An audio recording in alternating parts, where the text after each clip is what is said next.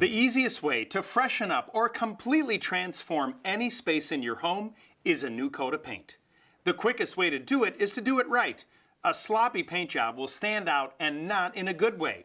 So follow the 5 P's of painting a room: prep, patch, prime, paint, and paint a second coat. Paint from the top down to cut down on touch-ups. First ceilings, then walls, then trim. Also starting from the top and working down. Doors are last because you'll be going in and out of them. Good prep saves a lot of time because you'll have fewer drips, spatters, and mistakes to clean up. So remember, drape it and tape it. Clear the walls and push the furniture into the middle of the room so you can cover it with drop cloths and move around them easily when you paint. Remove small nails or fasteners, switch plates, and outlet covers. Tape the screws to the back so they won't get lost. Use painter's tape to mask off permanent fixtures and semi-permanent items like curtain rods if it's easier to paint around them than to rehang them later. And use tape to mask off the ceiling trim, fireplaces, and adjoining areas. Run your finger or a putty knife over the tape to seal the edge to prevent leaks. You always want to paint on a smooth, sound surface. Fill in dents, chips, and fine cracks using a putty knife and spackle. Gently scrape away the excess and allow the spackle to dry. Run your hand over the wall, and if you feel bumps from unsanded patches, old drips, or excess spackle, lightly smooth them out with a sanding sponge or fine grit sandpaper. Quick dry spackle, or the kind that changes color as it dries, helps you save some time and guesswork.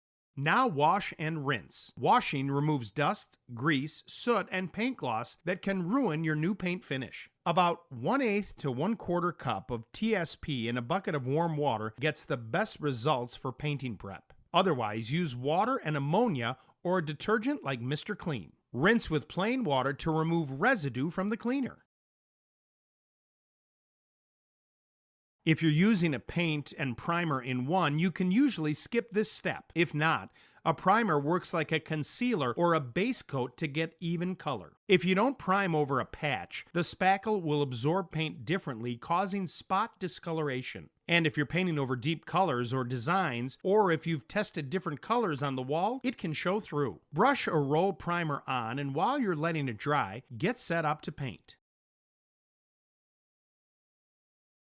Paint about a 4-inch outline at the edges of the ceiling, trim, or built-in features.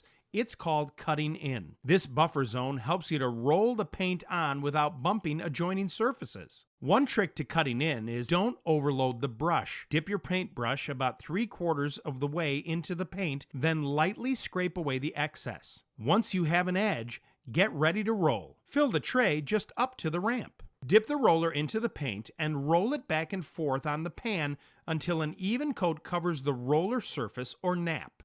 Roll the paint onto the wall in a zigzag pattern to spread the paint out evenly and hide the stroke marks. To blend in all the edges, work in sections of about 3 to 4 feet, overlapping the edges so they blend in. Finish with a top to bottom and left to right stroke. When you take a break, cover your paint tray with plastic and store brushes and rollers in a baggie so they won't dry out. Once your first coat of paint is dry, a second coat is a must for true color and a professional-looking paint job. When your second coat is dry, all that's left is a little cleanup and putting things back in their place. Before you remove your painter's tape, lightly score the edge with a utility knife. If you don't, you might peel off the paint while you're removing it. Latex paint cleans up easily, but the more it dries on your tools, the longer it takes to clean off. Clean with soap and water while the paint is still wet. Save leftover paint for touch-ups. Store it in the can or a tightly sealed container. Note where you use the color right on top of the can label.